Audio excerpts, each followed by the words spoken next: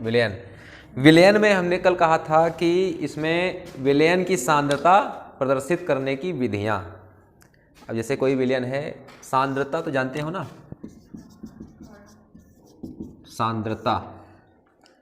सांद्रता साधारण भाषा में हम लोग कह सकते हैं कि गाढ़ापन, है ना। यानी जैसे कि कोई विलयन, जैसे पानी ले लिया जाए, पानी में कितनी कठोरता है, गाढ़ापन यानी कठोरता, ठीक है। नॉर्मलता और कठोरता, ये चीज़ें जो हैं, तो कोई भी विलयन होगा उसमें अगर अधिक कठोर है तो उसकी सांद्रता ज़्यादा, ठीक है। यानी अगर किसी विलयन के अणुओं के बीच में दूरी बहुत कम है, विलयन था, उसके अणुओं के बीच की दूरी बहुत कम है, तो वो सांद्र कहलाएगा। बात समझ में आई। और जिसमें दूरी थोड़ा ज़्यादा होगी वो तनु कहलाएगा। अब पूरी तरीके से तनु है या नॉर्मल है, वो हम तो विलयन को देख करके उसको पढ़ करके जानेंगे। जिनमें दूरी कम वो सांद्र, और जिनमें दूरी ज़्यादा वो तनु। जैसे विलयन, अगर विलयन की प्रकृति देखी जाए तो विलयन की प्रकृति, विलयन की प्रकृति 3 प्रकार की। एक हो जाता है सांद्र, जिसको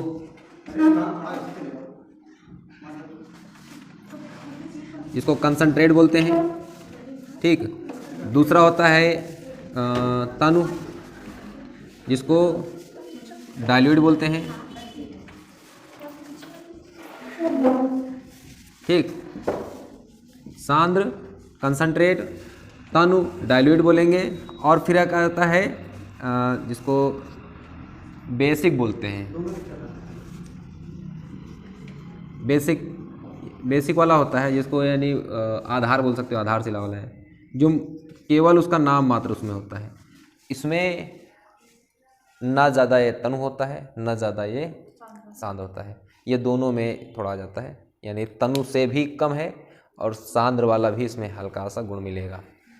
इसी से कोई भी, अब जैसे कि ये हम लोगों की बैटरियों में जो तेजाब पड़ता है वो लगभग इसमें से आता है। इससे थोड़ा, हाँ, लगभग ये रहेगा, तनु नहीं रहेगा, तनु से कम रहेगा, ठीक है। तो जब भी प्रैक्टिकल लैब में जाओगे ऐसे रैक बनी होगी, ये टेबल बनी होगी, ठीक। इसमें ऐसे करके वो बने होंगे, पार्ट बने होंगे।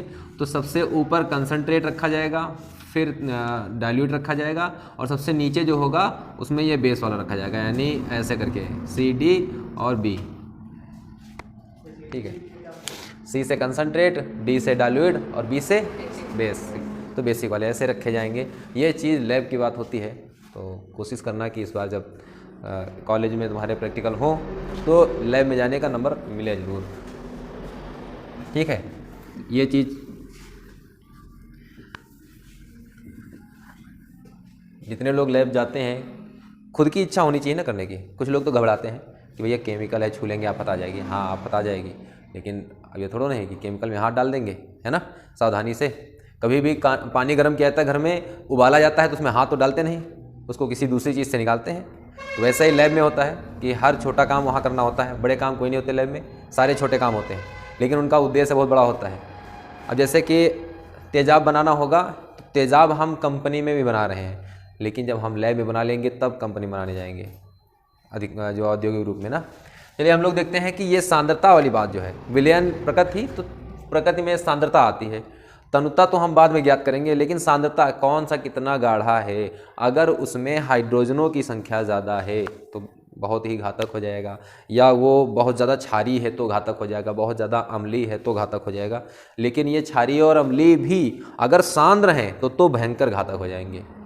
क्योंकि हमने एक वीडियो डाला था जो कि पड़ा हुआ है, हम लोग लैब में काम कर रहे थे, HCl को डाइल्यूट कर रहे थे, कंसंट्रेट HCl को डाइल्यूट कर रहे थे। जैसे ही आप HCl की बोतल को खोलोगे, जिसमें डिब्बे में होगा, जिसमें कांच वाले में होता है, ठीक है, उसको जैसे ही खोलोगे तो वो उसमें नमी के कारण या ठंडी के कारण उससे HCl तुरंत वाष्पित होने लगता है, उससे भाप निकलने लगती है। और वो ऐसी चीज़ होती है भाप, अगर वो ज़्यादा देर तक अंदर चली जाए, घंटे 1.5 घंटे तक सांस लेते रहो उसी माहौल में, तो धीरे धीरे आहार नाल खत्म हो जाएगी, गल जाएगी, वो ऐसी होती है। फिलहाल HCl जो हमारे पेट में है उसकी अम्लीयता कितनी होती है? 4.5 होता है। उसका पीएच मान 4.5 होता है जो हमारे स्टमक में है, लेकिन वो कितना गजब का है, वो कितना अम्लीय है, 0.5 के आसपास होगा। यानी हाइड्रोजनों की संख्या जितनी ज़्यादा वो उतना ज़्यादा अम्लीय है ना। ऐसा यहाँ पर वही सांद्रता हम लोगों को चेक करनी है, उसके लिए फार्मूले हैं। जैसे पहला फार्मूला है कि प्रतिशत के पदों में, पहला हो जाएगा प्रतिशत के पदों में, ठीक है। अब प्रतिशत के पदों में कैसे निकालेंगे, कितना प्रतिशत कौन सी चीज़ है, ठीक है। तो इसमें प्रतिशत के पदों में हम लिख सकते हैं कुछ 3 प्रकार के। जैसे पहला लिखते चलो साथ में फटाफट कि द्रव्यमान या द्रव्यमान प्रतिशत। प्रतिशत के पदों में जब हम द्रव्यमान देखेंगे, किसी विलयन का द्रव्यमान, ठीक है, या फिर उसमें जो द्रव्यमान में प्रतिशत है, कितना है प्रतिशत उसमें, द्रव्यमान प्रतिशत के पदों में, द्रव्यमान या द्रव्यमान प्रतिशत के पदों में।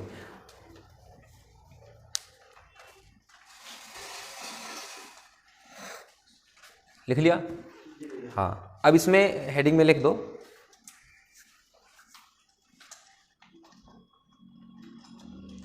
किसी विलयन के 100 ग्राम द्रव्यमान में, किसी विलयन के 100 ग्राम में घुले विलेय के ग्राम, है ना, किसी विलयन के 100 ग्राम विलेय की ग्राम में, 100 ग्राम में लिखा, किसी विलयन के 100 ग्राम में लिखा, 100 ग्राम द्रव्यमान में कह सकते हो, कोई दिक्कत नहीं। 100 ग्राम में घुले विलेय की ग्राम में मात्रा, विलेय की ग्राम में मात्रा द्रव्यमान या द्रव्यमान प्रतिशत के, द्रव्यमान या द्रव्यमान प्रतिशत के, द्रव्यमान या द्रव्यमान प्रतिशत, ठीक है, के पदों में उसकी सांद्रता प्रदर्शित करता है।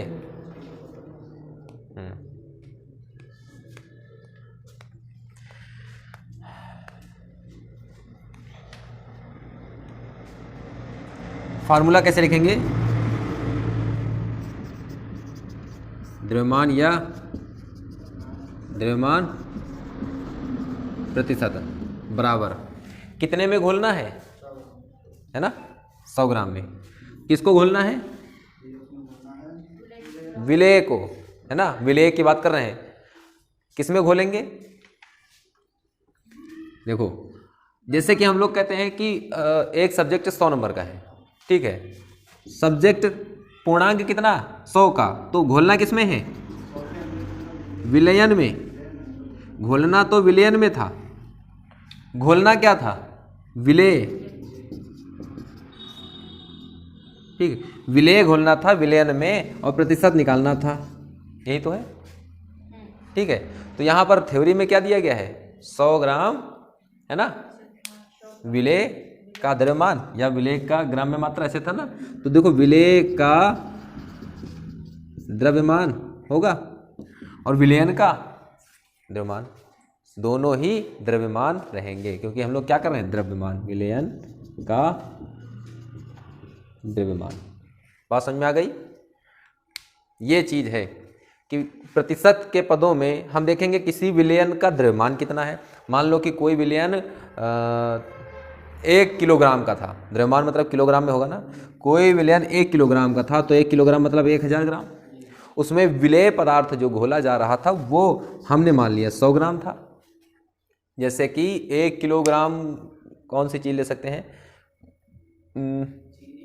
सरसों का तेल किलोग्राम में आता है या लीटर में, लीटर में कोई बोतल आती है वो लीटर में किलोग्राम में आता है। क्यों, क्योंकि उसकी सांद्रता, मेन सांद्रता है, जिसकी जैसी सांद्रता लीटर में, वो लीटर लिखा होता है साथ में, लेकिन वो किलो रहता है, किलो के हिसाब से चलेगा,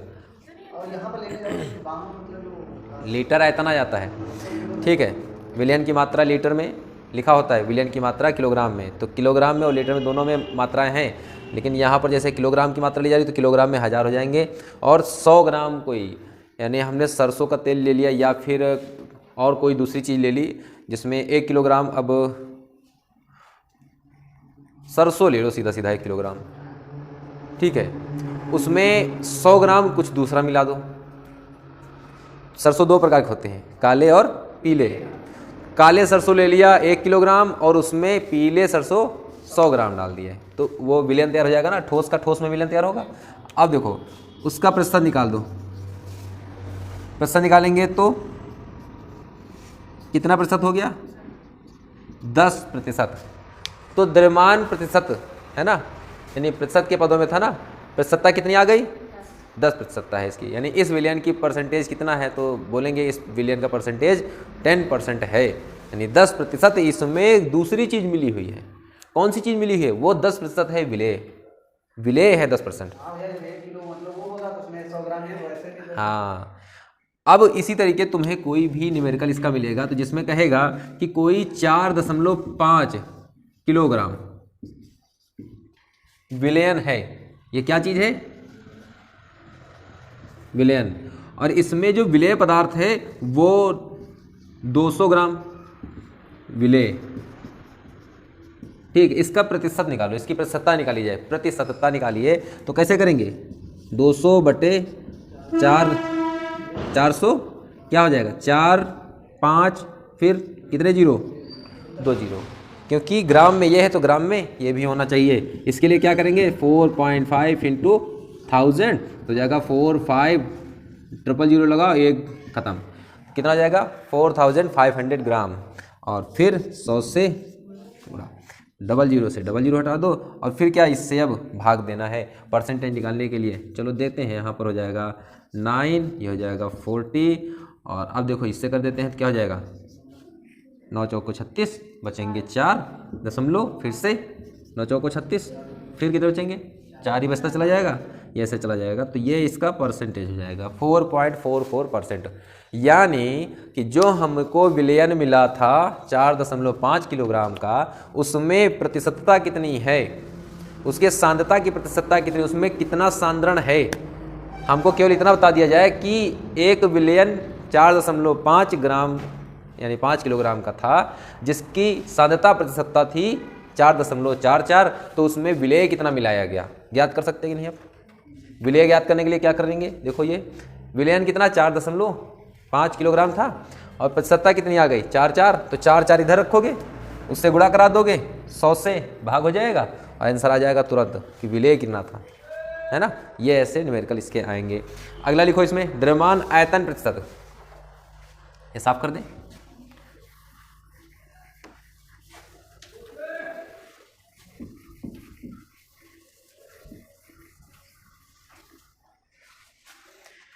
हाँ, द्रव्यमान आयतन प्रतिशत,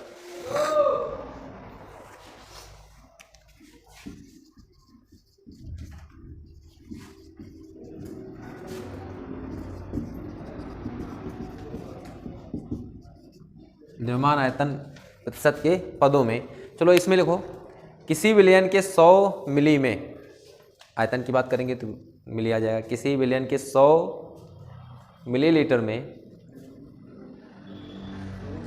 किसी विलयन के 100 मिलीलीटर में, विलयन के 100 ml या मिलीलीटर में घुले ग्राम, ठीक है, घुले विलेय की ग्राम में मात्रा, ग्राम मात्रा कर सकते हो, डायरेक्ट ले सकते हो, शॉर्टकट में आता था हमको, घुले ग्राम में मात्रा या घुले द्रव्यमान की ग्राम में मात्रा, द्रव्यमान की ग्राम में मात्रा, घुले द्रव्यमान की ग्राम में मात्रा, उसकी सांद्रता को, मात्रा उसकी सांद्रता को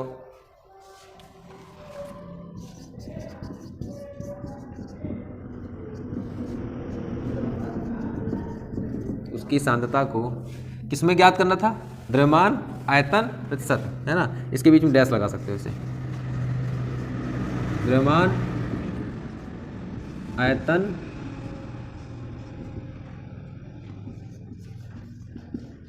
प्रतिशत में व्यक्त करता है।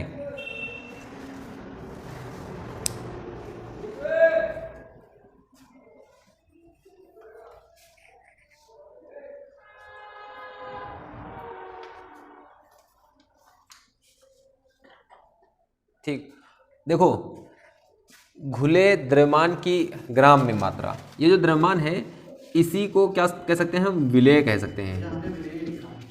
ठीक है, हाँ विलेय लिख लो, इसको विलेय कह सकते हो। द्रव्यमान की मात्रा, द्रव्यमान यानी विलेय, उसमें जो घुलेगा, भाई घुलने वाले को विलेय बोलते हैं ना। दो चीज़ें होती है ना विलयन में, विलेय और विलायक। विलेय और विलायक, विलायक जो अपने में घोल ले, विलेय जो घुल जाए। ठीक है, तो ये द्रव्यमान की मात्रा जो घुल रही है वो विलेय है। तो यहाँ लिखेंगे, देखो सूत्र क्या लगेगा इसका, द्रव्यमान आयतन प्रतिशत, द्रव्यमान आयतन प्रतिशत, ये दो आज फार्मूले कर लो। द्रव्यमान आयतन प्रतिशत, इसमें क्या हो जाएगा, विलेय के या विलेय का द्रव्यमान लिखो, विलेय का द्रव्यमान, विलेय का द्रव्यमान बटे, ध्यान देना विलयन का। अब बताओ क्या कहेंगे, 100 ml है, मिलीलीटर, मिलीलीटर में आयतन नापा जाता है, लीटर में आयतन नापा जाता है, तो आयतन मापेंगे यहाँ पर, विलयन का आयतन। तो यहाँ क्या हो गया, द्रव्यमान आयतन हुआ कि नहीं हुआ, द्रव्यमान आयतन क्या बचा, प्रतिशत बचा, तो ये क्या हो जाएगा 100। बात समझ में आ गई। ऐसे ही बिल्कुल सिंपल तरीके से, ये केमिस्ट्री का फंडा अधिकतर लोगों को समझ में नहीं आता, क्योंकि वो लोग सोचते हैं कि रसायन विज्ञान कोई केवल परिभाषा वाली चीज़ है, जबकि ये सभी की दादी है ना। सभी सब्जेक्ट इसी से निकले हुए हैं, चाहे गणित निकली हो, चाहे भूगोल हो, चाहे जो कुछ हो, सब इसी से हैं। कुछ ऐसे टॉपिक हैं जो दूसरे सब्जेक्टों में पढ़ा दिया जाए, उसके बाद केमिस्ट्री उठा दी जाए तो भूल जाओगे कि हम दूसरा सब्जेक्ट पढ़ रहे हैं या केमिस्ट्री पढ़ रहे हैं। और इसको पूरा पढ़ा दिया जाए, उसके बाद जो भी चैप्टर उठाओगे, ज्योग्राफी ले लो, बायोलॉजी ले लो, फिजिक्स ले लो, है ना, और हिस्ट्री के कुछ ऐसे टॉपिक उठा दो तो केमिस्ट्री में घुसे पड़े। अरे ये सब कहाँ से आ रहा है, केमिस्ट्री चल रही क्या। अभी जैसे उस दिन फिजिक्स का जो कौन सा था, अर्धचालक डायोड वाला, ये जो चैप्टर ये चल रहा था वो ख़त्म हुआ। उसके बाद जब अगले दिन शायद केमिस्ट्री जब स्टार्ट होता है तो पता चला कि केमिस्ट्री का पहला चैप्टर और फिजिक्स का लास्ट चैप्टर लगभग, जहाँ से फिजिक्स ख़त्म हुई वहाँ से केमिस्ट्री स्टार्ट हो रही है। कहते ना कि बेटा जहाँ से तुमने पढ़ाई छोड़ी थी, है ना, वहाँ से उसने स्टार्ट की थी। इसका मतलब क्या है, तुम जितना पढ़ चुके हो उतना वो पढ़ना स्टार्ट कर रहा है। जितना तुमने अभी तक पढ़ा है, और एक पुरानी पिक्चर में डायलॉग है अमिताभ बच्चन का कि बेटा जिस विद्यालय में तुम पढ़ रहे हो उसके हम प्रिंसिपल हैं। केमिस्ट्री बोलती है बेटा तुम फिजिक्स हो, तुम रहो वहीं पर। अब देखो इसमें केमिस्ट्री चल रही कि मैथ चल रही है, मैथ भी चली ना। तो इसीलिए दिमाग में एकदम, जिसको भी मैथ आती है उसको बिल्कुल समझ में आ जाएगा, जिसको मैथ गड़बड़ आती है तो वो केमिस्ट्री में लड़खड़ाएगा, और अधिकतर लोग डरते हैं केमिस्ट्री से। केमिस्ट्री में ये दो चीज़ हो गई। अच्छा तीसरा, इसका पूरा प्रतिशत वाला खत्म ही कर लेते हैं। तीसरा वाला है, ये दूसरा हो गया ना, दूसरा नंबर इसको डाल देते, दूसरा डाल लेना। तीसरा है आयतन, आयतन प्रतिशत। अभी जब तीसरा वाला बताएंगे तो बिल्कुल समझ में आ जाएगा। आयतन, आयतन प्रतिशत, साफ करें इसको, देखो यहाँ पर आयतन, आयतन प्रतिशत।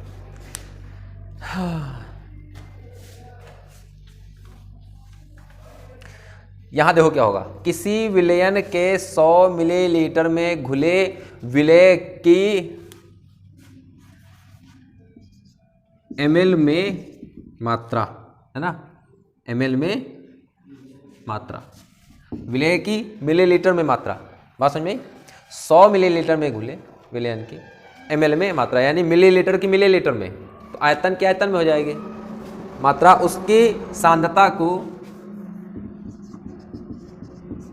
आयतन, आयतन प्रतिशत में व्यक्त करता है। बिल्कुल सिंपल से। अब ये थर्ड है, ये थर्ड हो गया। ठीक, विलेय का मिलीलीटर में आयतन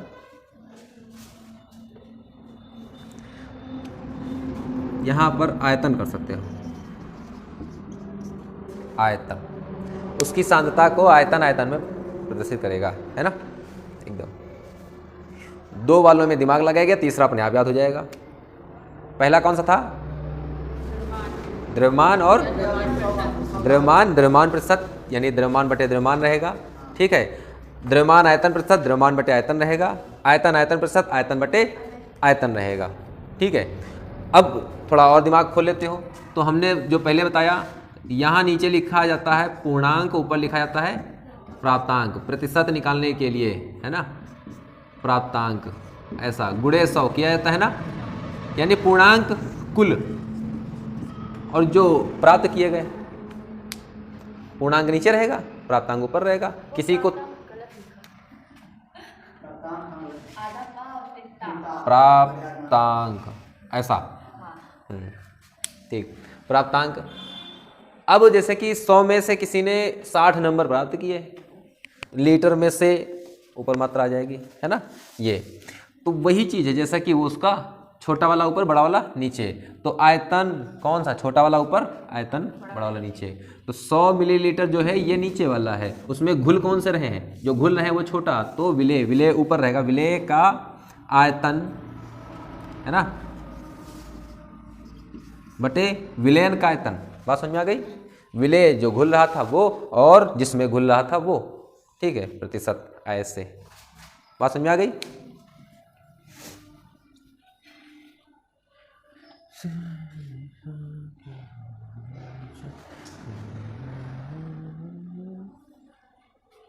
ठीक। अब जिसको भी केमिस्ट्री में कहीं डाउट होगा तो पूछ लेगा। समझ में आ गई बात? कठिन नहीं है, साथ में ही कुछ न्यूमेरिकल भी होता चला गया। अब जैसे आयतन आयतन प्रतिशत की बात करेंगे तो इसका एग्जांपल एक कर सकते हो। जैसे कहा जाए कि कोई विलयन था, विलयन की मात्रा यहाँ जैसे ले ली जाए कि 5 लीटर विलयन था, है ना। ये क्या था? पूरा का पूरा विलयन है, 5 लीटर विलयन था, और इसमें 200 ml विलेय है, विलेय मिलाया जाता है, ठीक है। तो इसकी परसेंटेज निकालने हैं। परसेंटेज क्या हो जाएगा? 200 बटे 5000 ml हो जाएगा, नहीं हो जाएगा? क्योंकि ml में मात्रा है ना, 100 ml था ये पूरा मान लिया गया था, उसमें कुछ ml घुल रहे थे, लेकिन 100 के बजाय अब हमारे पास 5 लीटर था, तो 5 लीटर यानी 5000, और उसमें 200, उसके बाद फिर 100, 2 0 से 2 0, 1 0 से 1 0, और फिर 5 चौको 20, 4%। इसकी सांद्रता कितनी है? 4% है। यानी कोई विलयन था, कोई 5 लीटर के विलयन था जिसकी सांद्रता 4% दी गई। क्या कहा जाएगा? कोई विलयन था जिसकी सांद्रता 4% दी गई। अब हम 4% से निकाल सकते हैं कि उसमें जो विलेय पदार्थ है वो कितना है। तो कैसे निकालेंगे? यही प्रतिशतता कितनी दी गई है? 4%। विलेय कितना है? पता नहीं, x ml है ना, x मिलीलीटर का, और विलयन का आयतन टोटल कितना दिया गया है? 5000, और साथ में क्या था? 100 से गुणा, 0 से 0 काट देंगे, ये इधर आ जाएगा, तो ये 4% का भैया परसेंट खत्म हो जाएगा, नहीं हो जाएगा? तो 4 गुणे 50 कितना हो गया? 200 ml इसमें जो मिले हुए थे, यानी मिलाए गए थे। अच्छा, एक चीज़ और लैब वाली बताएं, ये 5000 ml विलयन है ना, इसके अंदर ही है 200 ml। ये टोटल विलयन 5000 ml का था, तो जो 5000 ml का हमारा विलयन तैयार था तो उसी के अंदर था, यानी हम उसमें से अगर 200 घटा देंगे तो उसमें 4800 ml बचेगा। ये क्या चीज़ है जो बचा है? ml, ये बताओ। विलायक, ये विलायक है, ठीक है। इसमें घुला हुआ क्या था? 200 ml था। बात समझ में आ गई? ये विलायक है, ये विलेय है, तब विलयन तैयार हुआ। हाँ, जैसे लैब में जब काम करोगे, मान लो तुमको HCl को कंसनट्रेट से डाइल्यूट करना है और करीब 1 लीटर बनाना है, तो उसमें 18% या 19% जो भी मिलाना हो, मान लो 18% उसमें कंसनट्रेट HCl मिलाना है, 18%। 1 लीटर में 18% कंसनट्रेट HCl मिलाना है। 1 लीटर में, तो 1 लीटर हो गया पूरा इसका, उसमें मिलाना कितना है 18%। तो कह रहे हैं कि इसकी मात्रा कितनी होगी, विलेय की मात्रा 18% था। तो ये देखो ऐसे 00 से 00 खत्म हो जाएगा, कितना 180 ml विलेय मिलाया जाएगा। और विलेय कंसंट्रेट जिसको कर रहे थे, कंसंट्रेट से डाइल्यूट वो था, HCl था कंसंट्रेट, वो 180 ml मिलाएंगे। किस में मिलाएंगे 1 लीटर में, यानी 1 लीटर बनाना है। तो देखो जरा 1000 ml में 180 घटा दोगे कितना बचेगा 0 2 और यहाँ पर 8 बचेगा 820 ml क्या लेंगे H2O, डिस्टिल्ड वाटर जिसको बोलते हैं, शुद्ध जल।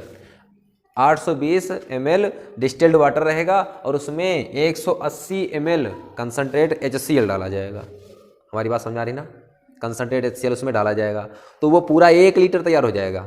लेकिन जो 1 लीटर तैयार होगा वो अब कंसनट्रेट नहीं बचा, वो अब डाइल्यूट हो जाएगा, तन हो जाएगा, सांद्र नहीं बचा तन हो जाएगा। बात समझ में आ गई।